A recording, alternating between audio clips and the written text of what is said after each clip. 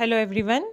I, Ms. Bhavna Danesh Munod, welcome you all in Agricultural Development Trust, Shardabai Pawar, Mahila Arts, Commerce and Science College, Sharda Nagar, Baramati.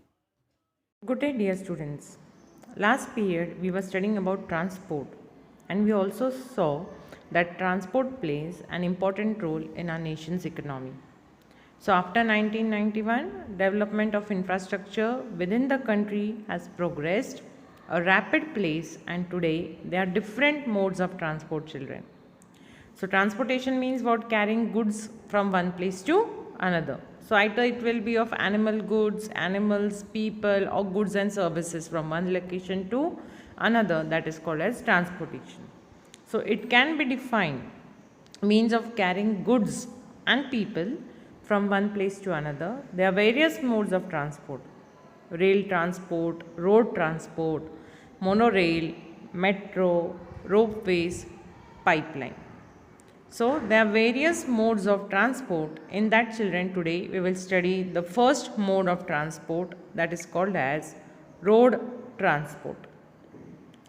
Now roads. Roads means what? That connect people and place, children, on the surface of the land. So all over connectivity in the terrain as compared to other modes of transport, children. Like people, we can travel. When we have road, when we know the route, children, what we do? We go from that one place to another. So road means connecting people. So various means of transport are used under road transport, say such as bullock cart are there, cycles are there, rickshaws are there, buses are there, cars, etc. These will come under the road transport, children. Connecting people. We can travel from one place to another because of road transport. Now under this road transport, children, we have next, that is bus rapid transit, BRT. So BRT is, the full form of BRT is bus rapid transit, means what? The bus, whatever the bus is there, it travels to other place in the speed of metro, like bus speed for transferring goods from one place to another, like a metro system in India. So bus rapid transit has been started, children. It has been introduced in many states to improve public transport system in India. See, many states have used this bus rapid transit system. So India has a network of village for district roads, state highways, national highways, which forms the economic backbone of the country.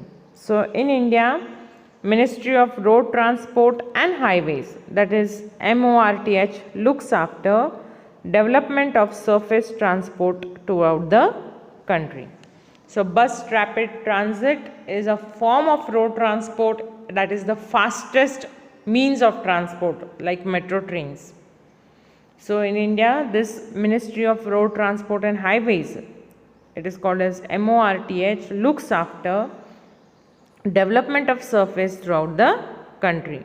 Now what are the advantages? What are the positive points, children? We will see one by one of road transport. So advantages of road transport, the first one is, children, it is a cheap mode of transport as compared to other modes of transport. And yes, it is true. See the first advantage, if you can see what it is telling, it is a cheap mode of transport. Now see, children, compare. See, most of the people travel by railways. Railway is on the route track, means railway is there, but the thing is there, cheaper mode of transport you can call as roadways. Railway will be more cheaper if we want to travel from one place to another, but for goods and services, roadways is the cheaper thing. Then perishable goods can be transported as at a faster speed by road carriers over short distance. See, everywhere railways are not there, everywhere it is not possible for perishable goods for railway routes. So roadways, they have told, is the cheapest means of transport, and roadways can also deliver perishable goods. Perishable goods means what? Which goods vanish immediately, which are destroyed within 1 day or 2 days. So these goods can be transferred at a faster speed by road carriers over short distance. It is flexible mode of transport as loading and unloading is possible at any destination. Then the next advantage of roadways is it provide door-to-door service. So door-to-door service, like for example children, you say book anything from an app, say from anything, say you book, say your dresses. Nowadays the trend is the online shopping you do. So what is this online shopping doing you? Door to door service, you don't have to go anywhere, only just by mobile app you order the things, the courier is at your door. Door service you get, that is called as door to door service. Also it functions as feeder transport to other modes of transport. Then it helps people to travel and carry goods from one place to another where any other mode of transport is not available. Yes, see roads. Roads are built everywhere, at every corner, say from Jammu Kashmir till Kanyakumari. You have roadways. If we look at our India map, from north to south, east to west, roads are there. So you book from any country, children, you book any product from any country, that product will be within 8 to 15 days at your door without going to that place. So it helps the people to travel and carry goods from one place to another where other means of transport like waterways, airways are not required. So that is the advantage of what, children, regarding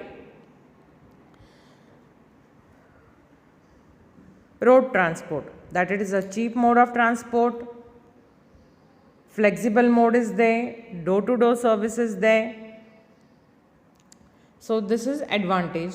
Then we'll come to our next part of transport, that is disadvantages. Now what this disadvantage tells us, that due to limited capacity, limited carrying capacity, road transport is not economical for longer distance transportation. First thing. Now limited capacity means was very less. Now suppose even if you have a truck but the goods are in larger quantity, children, so railway will be more convenient to transfer bulk goods in larger quantity. But here what they have told, limited stock only we can send by roadways, by road transport. So it is not economical for long distance transportation. Now transportation of heavy and bulky goods through road transport involves high cost. See, if you carry heavy goods, if your goods are more heavier than weight, whatever government rules are there, your boxes are too heavy, then government will charge you fine on that. Limited stock, limited things only, limited weight is there for traveling or say for carrying goods from one place to another. Otherwise you will be charged higher cost. Now children, for example, see, when we travel from one place to another by airplanes, say airways, what happens? Your luggage for your one person luggage, they give say the weight that one person carries, the bag of 1 kg only or 2 kgs only. That weight has been decided by the airport. And if checking is done on the airport and your luggage go for above than 2 kgs or 3 kgs, they ask you fine, or they will not allow you to take that particular luggage to that flight, children. So that is called, in roadways what they have told, that transportation of heavy and bulky goods, children, involves higher cost. Now the third one is, road transport is always affected, say, or affected by weather conditions such as floods, rain, landslides, etc. Then there is a possibility of road accidents, children. Possibility of what? Road accidents, which are common. Also due to roadways, pollution is there due to emission of gases which affects the health of the people. So these are advantages. Advantages also there of road transport, that it is cheaper. It provides door-to-door service. But disadvantages are also there, that heavy and bulky goods we cannot transfer from one place to another by roadways. Then the road transport is mostly affected by floods, rain, landslides, etc. Then Possibility of road accidents are more. Also pollution and emission of gases which will affect the health of the people. That is one more disadvantage of road transport. Now we have seen road transport. Now we'll come to our second mode of transport, children, that is rail transport. See, we were seeing advantages. As I told you, roadways is a convenient mode of transport, suitable mode of transport, faster mode of transport. Operation is less affected by adverse weather conditions. Also, it gives us safety and security of goods, railways.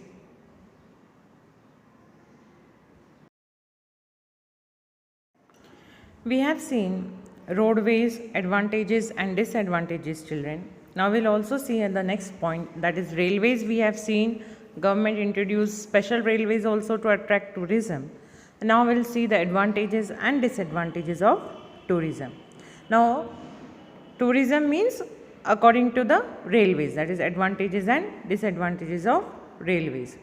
So advantages what of railways, that it is a convenient mode of transport for traveling long distances, children. Very convenient mode, comfortable journey by railways. People travel long distances by railways. Why? Because comfortable journey. Then the second advantage of railways, that it is a suitable mode of transport for carrying heavy and bulky goods in large quantities and over long distance. Very suitable, convenient mode of transport for long distances. This is the one plus point for railway, children, advantages. Then fastest mode of transport. As we compare to road transport, children, railways are the more fastest and speedest mode of transport. Then the next advantage, that it is operation is less affected by adverse weather conditions, as well as it gives safety, provides safety and security of goods. So these are advantages of railways. Now second one is disadvantages.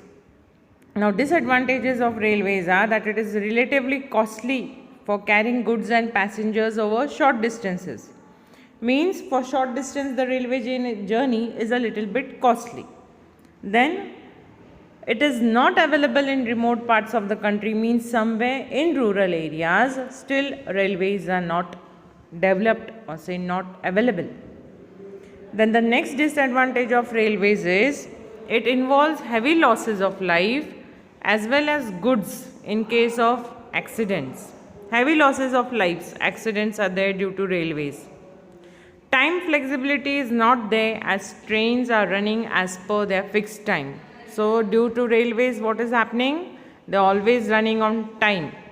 Time flexibility is not there. Means flexibility, changing of timing is not there. So it runs on time as fixed time. Then it does not provide door-to-door service.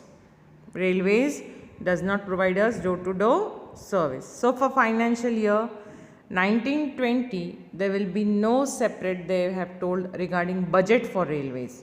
The railway budget will come under union budget only, children.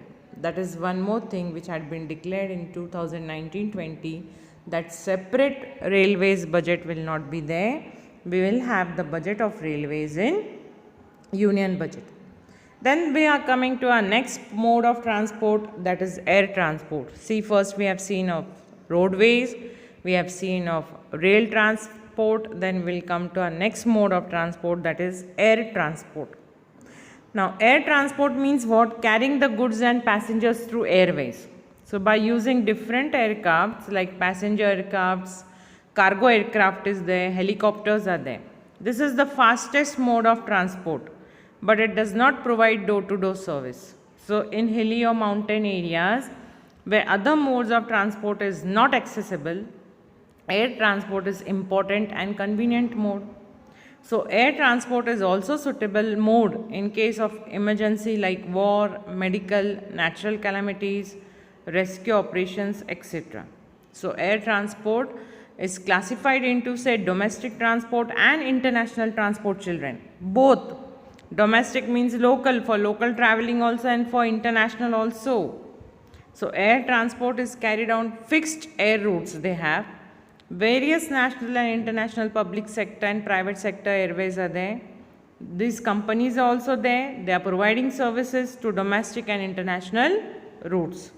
So for example, they have given Domestic Air India is a public sector, SpiceJet is private sector, children. So under public sector, Domestic Air India services giving, SpiceJet we all know, private, those who have to travel privately, say for we travel, we go for the holidays, we travel through airways, so private services also provided. So that one example they have given of SpiceJet will come under private sector. Then we have International Qantas Airways Limited, that is Australia, public sector, etc. So these are some of the services of air transport, children. Now we'll come to the next point, that is advantages and disadvantages of air transport. Advantages and disadvantages. Now air transport, see, everywhere air route will not be possible. There are specific air routes. So we have it internationally, also we have in domestic market. Then advantages of air transport is, children, it is the fastest means of transport among all means of transport. It plays an important role during war, during emergency situation, very useful for rescue operations, providing quick service. Wherever in affected areas are there, they provide quick service. Now for example, see, natural calamity suddenly occurs. If you remember, I think so 2, 3, 4 years before, there was a sudden natural calamity occurred in a hilly area.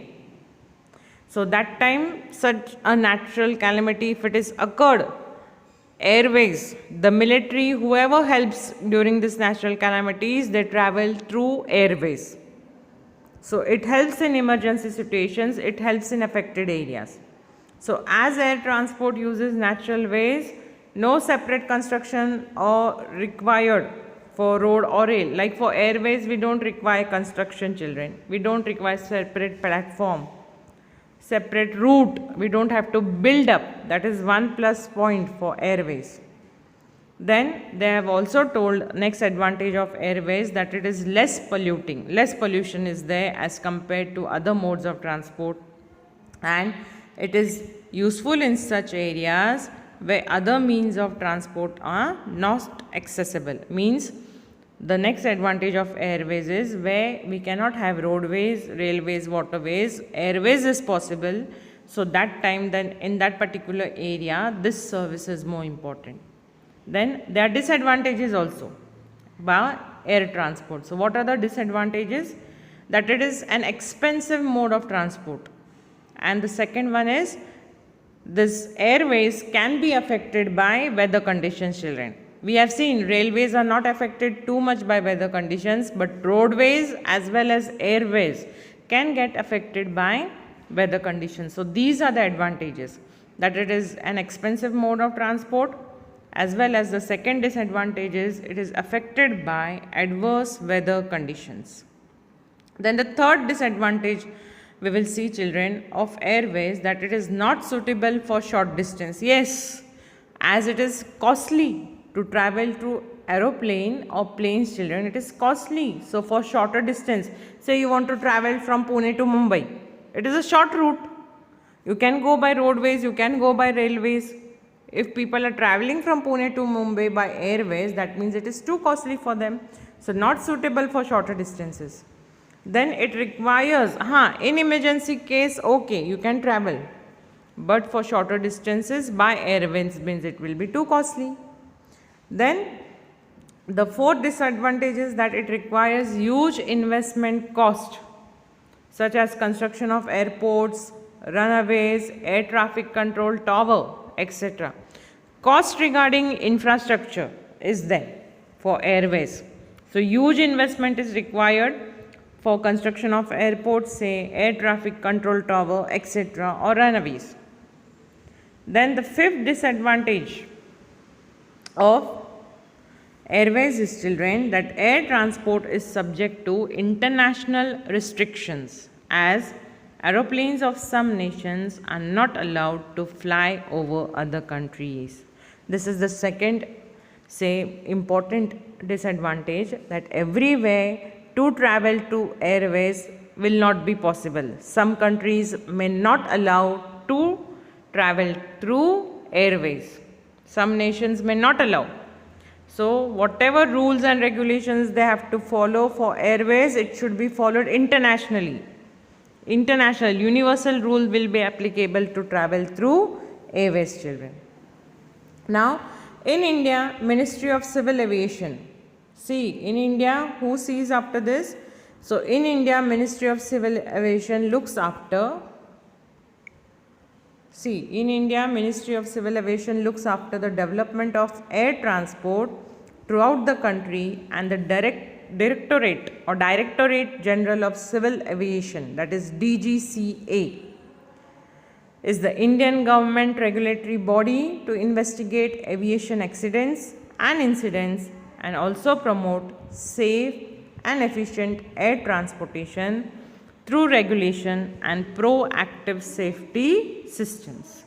See, children, what they have told. We have seen advantages and disadvantages. We've seen that we have to follow the universal rules and regulations what are required by airways. But the thing is, in India, just to have a basic knowledge, that Ministry of Civil Aviation and the Directorate General, children, of Civil Aviation, that is DGCA, looks after the accidents whatever has happened regarding airways. A regulatory body is there to investigate aviation accidents. Thoroughly they will check what is the reason, what the incident happened, why there was a crash. So this investigation will help in promoting safe and efficient air transportation, children, through regulation and proactive safety systems. So just for your basic knowledge, they have given Directorate General of Civil Aviation, or say Indian Ministry of Civil Aviation will look after the safety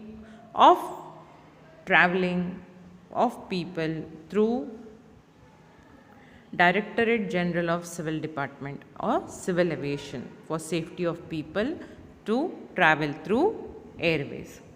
Now, next period we will see, children, the next mode of transport, that is the fourth mode of transport, called as water transport.